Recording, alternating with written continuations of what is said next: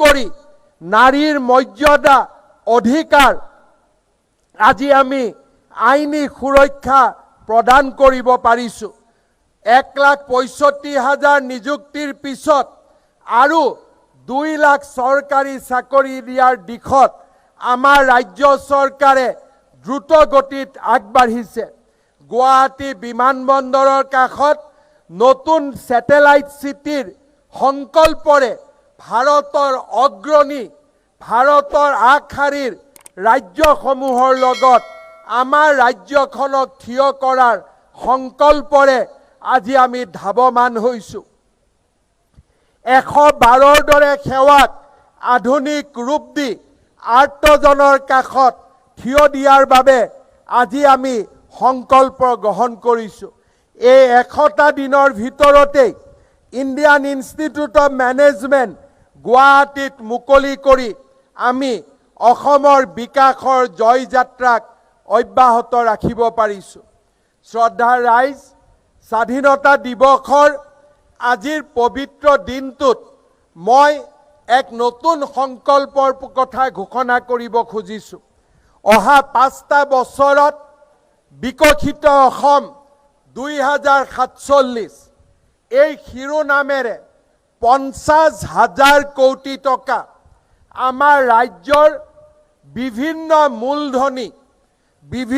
মূলধনী কামত বিনিয়োগ কৰাৰ বাবে আমি সংকল্প গ্ৰহণ কৰিছোঁ। ৰাজ্য চৰকাৰে অহা 4টা বছৰত অসমৰ ৰাস্তা, অসমৰ বিদ্যালয়, অসমৰ চহৰীকৰণ, গ্ৰাম্য অঞ্চলৰ উন্নতি এই আটাইবোৰ বিষয়ক সামৰি ৰাজ্য চৰকাৰে নিজৰ পুঁজিৰ পৰা 50,000 কোটি টকা ব্যয় কৰাৰ বাবে আমি এক ঐতিহাসিক সিদ্ধান্ত গ্ৰহণ কৰিছোঁ।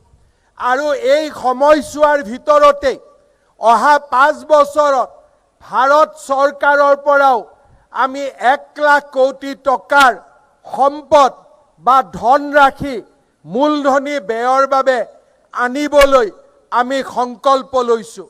অৰ্থাৎ 2026 চনৰ পৰা 2031 চনলৈ এই 5 বছৰত অসমৰ ইনফ্ৰাষ্ট্ৰাকচাৰ ডেভেলপমেণ্টৰ বাবে আমি গণি 1.5 লাখ কোটি টকা আমি ব্যয় কৰিম। স্বাধীনতা দিৱসৰ পতাকাৰ তলত থিয় হৈ সেই সংকল্প আমি আকৌ এবাৰ গ্ৰহণ কৰিছোঁ। শ্ৰদ্ধাৰ ৰাইজ, আজি মই স্বাধীনতা দিৱস উপলক্ষে কেইটামান গুৰুত্বপূৰ্ণ তথ্য, আমাৰ দায়িত্ব আৰু কৰ্তব্য ৰাইজৰ ওচৰত প্ৰকাশ কৰিব খুজিছোঁ। শ্ৰদ্ধাৰ ৰাইজ, অসমৰ ইতিহাসত স্বৰ্গদেউ চাওলুং চুকাফাই এক অদ্বিতীয় আৰু চিৰস্থায়ী স্থান অধিকাৰ কৰি আহিছে। 1228 খ্ৰীষ্টাব্দত তেখেতে পাটকাই পৰ্বত পাৰ হৈ ব্ৰহ্মপুত্ৰ উপত্যকাত প্ৰৱেশ কৰিছিল আৰু তাৰ লগে লগে আৰম্ভ হৈছিল এক অসাধাৰণ যাত্ৰাৰ। আমাৰ অসমখনে বৰ অসমৰ ৰূপ পাইছিল। ব্ৰহ্মপুত্ৰ উপত্যকাত উপস্থিত হৈ আহোম সাম্ৰাজ্য প্ৰতিষ্ঠা কৰাৰ উপৰিও তেখেতে সমন্বয়, সংহতি আৰু উমৈহতীয়া একাত্মবোধৰ এক দীৰ্ঘদিনীয়া প্ৰক্ৰিয়াৰ সূচনা কৰিছিল। শাসন, কৃষি, জনবসতি স্থাপন, ইতিহাসৰ নথিবন্ধকৰণ অৰ্থাৎ বুৰঞ্জী চৰ্চাৰ ক্ষেত্ৰত গ্ৰহণ কৰা ভূমিকাৰে তেখেতে অসমীয়া সমাজৰ বিৱৰ্তনৰ ভেটি স্থাপন কৰিছিল। চাওলুং চুকাফাৰ অৱদানক সমন্বয়ৰ নীতিৰ জৰিয়তে সহ অৱস্থান, গ্ৰহণযোগ্যতা আৰু সংহতিৰ মাজেৰে বুজিব পৰা যায়।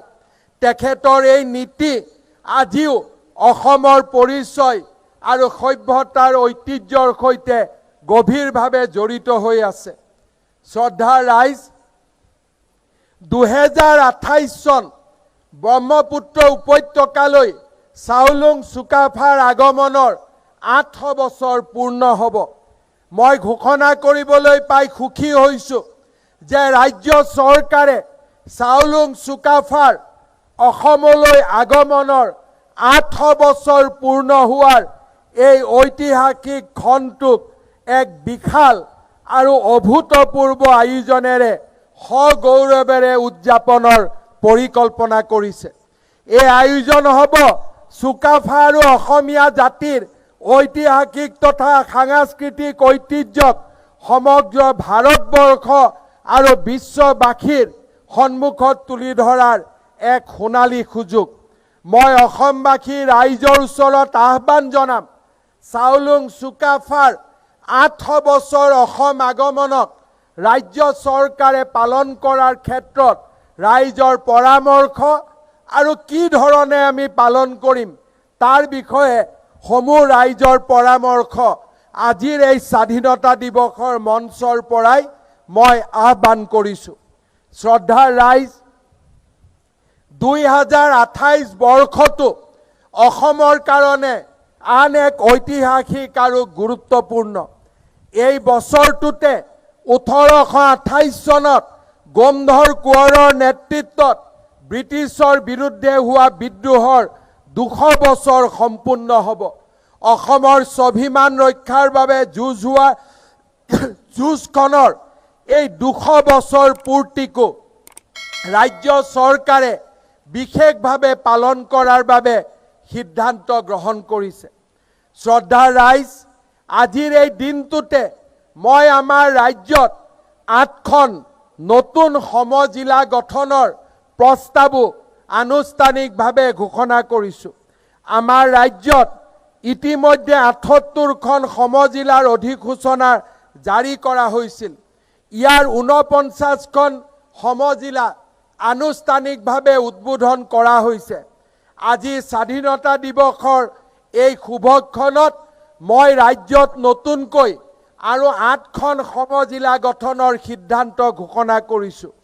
এই নতুন সমজিলা কেইখন হ'ব: কমলপুৰ, বৰহমপুৰ, ৰঙানদী, চিচিৰ বৰগাঁও, চাবুৱা লাহোৱাল, খুমটাই, কাটিগড়া আৰু বৰখলা।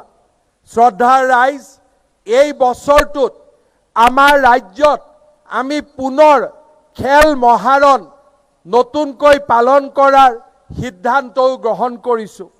এইবাৰ খেল মহাৰণক টেলেণ্ট চাৰ্চৰ এক নতুন লক্ষ্য হিচাপে স্থাপন কৰাৰ বাবে আমি ভাৰতৰ বহুতো ক্ৰীড়া সংস্থাৰ সৈতে যোগাযোগ কৰিছোঁ, যাতে খেল মহাৰণত আমি চিনাক্ত কৰিবলৈ সক্ষম হোৱা ক্ৰীড়াবিদসকলক, যুৱক যুৱতীসকলক ৰাষ্ট্ৰৰ বিভিন্ন একাডেমীলৈ আমি পঠিয়াব পাৰোঁ আৰু অসমক ক্ৰীড়াৰ ক্ষেত্ৰত এখন অগ্ৰণী ৰাজ্য হিচাপে আমি প্ৰতিষ্ঠা কৰিব পাৰোঁ।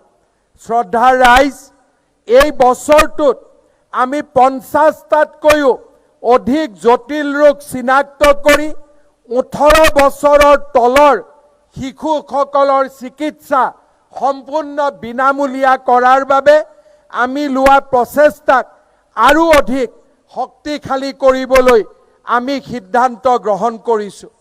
শ্ৰদ্ধাৰ ৰাইজ, বাল্য বিবাহ ৰোধৰ ক্ষেত্ৰত অসমে লোৱা সংকল্প আজি দেশৰ ভিতৰতে এক অনুপম আদৰ্শলৈ পৰিণত হৈছে। 2021 চনত মই এই তিৰংগ পতাকাৰ তলত ঘোষণা কৰিছিলোঁ যে আমি বাল্য বিবাহ অসমত আমি সমাপ্ত কৰিম।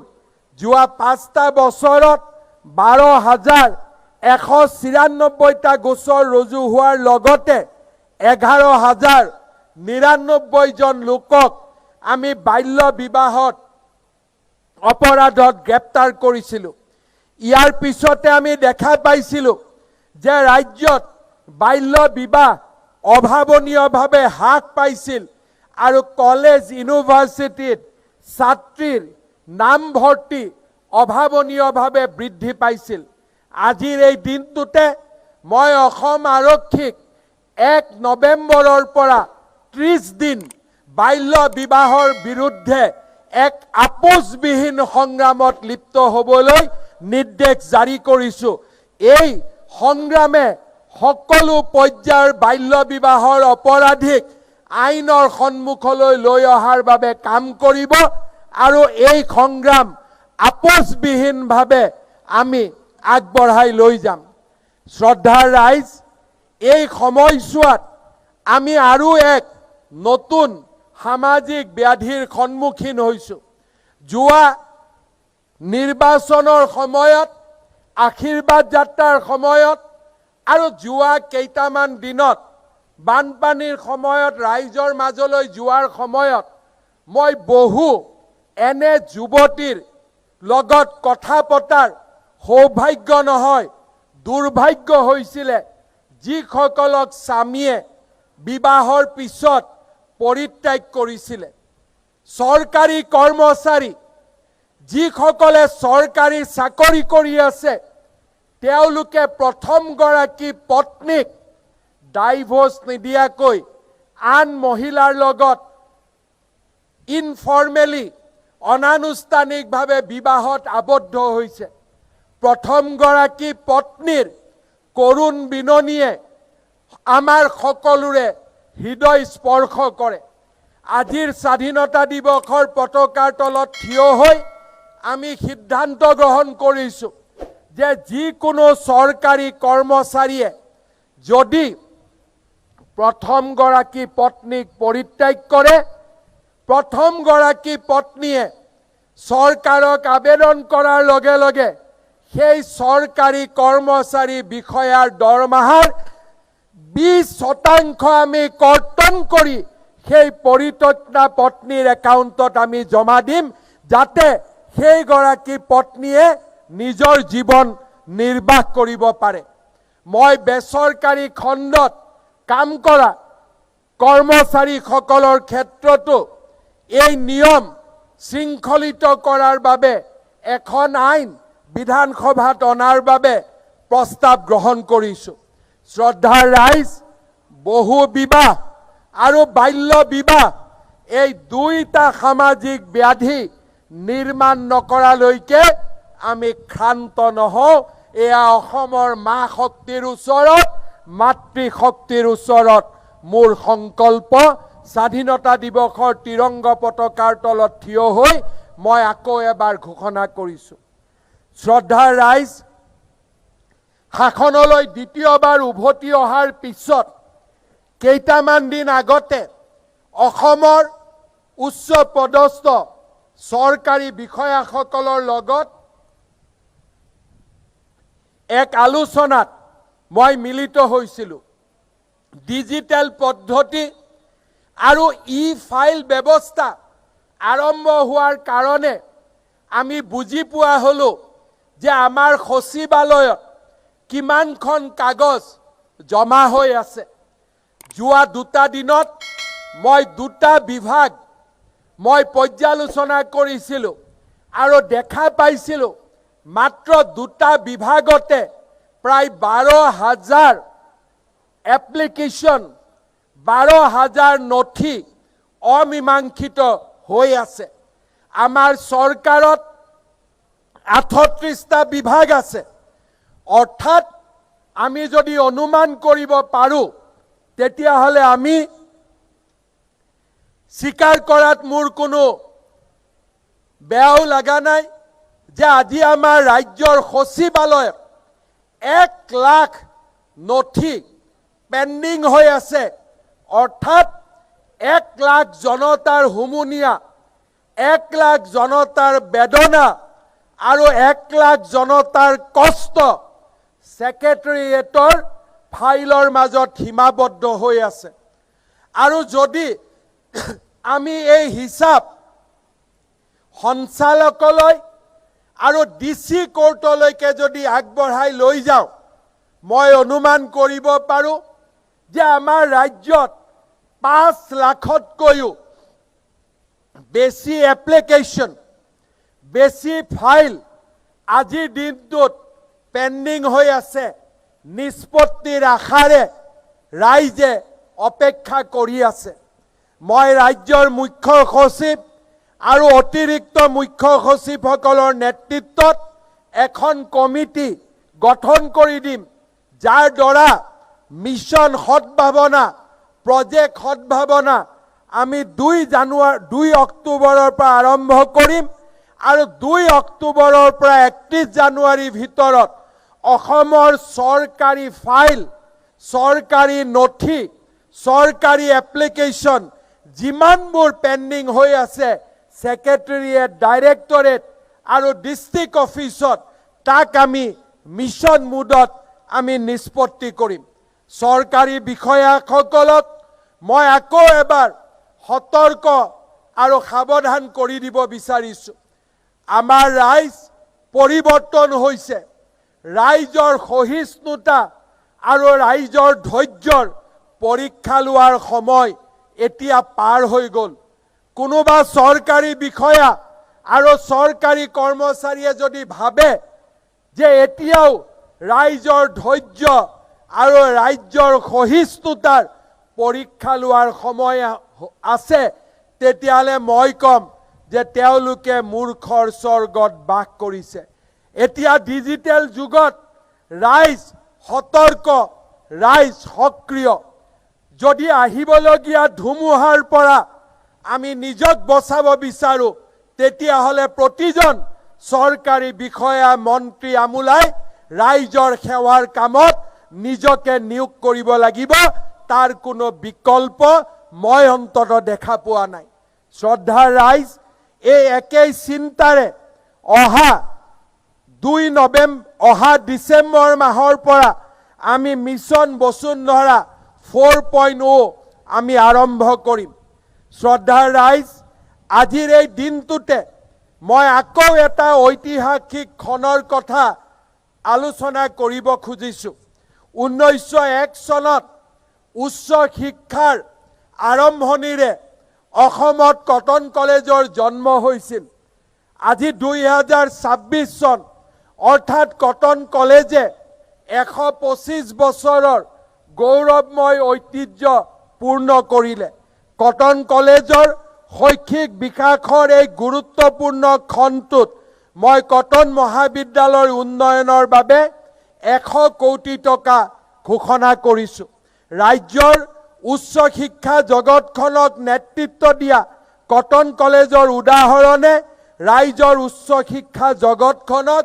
নিশ্চিতভাৱে সদায় অনুপ্ৰাণিত কৰি ৰাখিব শ্ৰদ্ধাৰ ৰাইজ যোৱা সময়ছোৱাত এডভান্টেজ আসাম 2.0 জৰিয়তে আমি উদ্যোগীকৰণৰ ওপৰত যথেষ্ট কাম কৰিছো কিন্তু কৃষি খণ্ড উদ্যোগৰ বিকল্প হ'ব নোৱাৰে ৰাজ্যত প্ৰচুৰ জলসিঞ্চনৰ সম্ভাৱনাৰ সৃষ্টি কৰি আমি ৰাজ্যৰ কৃষি খণ্ডক আগুৱাই লৈ যাব লাগিব উচ্চ শিক্ষিত যুৱক যুৱতীক কৃষি খণ্ডলৈ আমি আকৰ্ষণ কৰিব লাগিব আৰু সেইবাবে আজি আমি ঘোষণা কৰিছো যে ৰাজ্যৰ শিক্ষিত উদ্যমী আৰু প্ৰগতিশীল কৃষকক আমি এনে 1000 কৃষকক মুখ্যমন্ত্ৰীৰ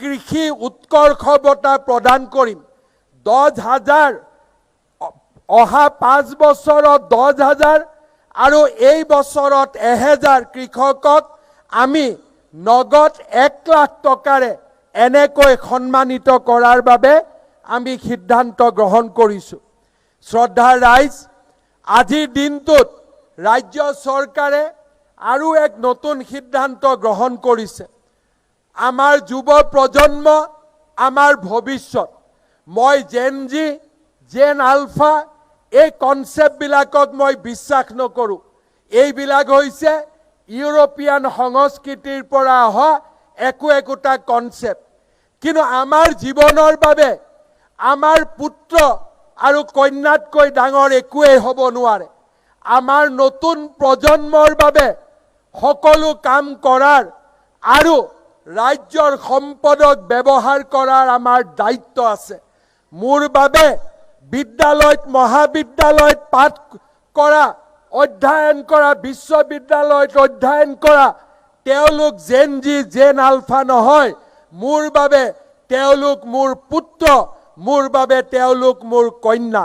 আৰু সেয়েহে ৰাজ্যৰ যুৱ সমাজক শৃংখলিতভাৱে বিকাশৰ পথলৈ আগবঢ়াই লৈ যোৱাৰ বাবে আজি আমি এটা ৰাজ্য চৰকাৰত ইউথ ডেভেলপমেণ্ট এণ্ড এম্পাৱাৰমেণ্ট নামে এটা নতুন বিভাগ, যুৱ সবলীকৰণ আৰু উন্নয়ন নামে এটা নতুন বিভাগ নিৰ্মাণ কৰাৰ সিদ্ধান্ত মই তিৰংগ পতাকাৰ তলত থিয় হৈ ঘোষণা কৰিছোঁ। NCC, NSS, নেহেৰু যুৱ কেন্দ্ৰ, যুৱক যুৱতীৰ বাবে স্কিল, আমাৰ আৰ্থিকভাৱে পিছপৰা যুৱক যুৱতীৰ বাবে বিভিন্ন আৰ্থিক অনুদান, বিশ্বমানৰ স্কিল, এই গোটেইবিলাকক সামৰি যুৱ সবলীকৰণ আৰু উন্নয়ন বিভাগটোৱে কাম কৰিব। মই ৰাজ্যৰ যুৱ প্ৰজন্মক পুনৰ এবাৰ দেশপ্ৰেমৰ শক্তিৰে আলোড়িত হৈ পশ্চিমীয়া সভ্যতাৰে নহয়, ভাৰতৰ সভ্যতাৰে অনুপ্ৰেৰণা লৈ ৰাজ্যখনৰ উন্নয়ন আৰু দেশৰ উন্নয়নৰ বাবে নিজক আকৌ এবাৰ উৎসৰ্গা কৰিবলৈ আহ্বান জনাইছোঁ।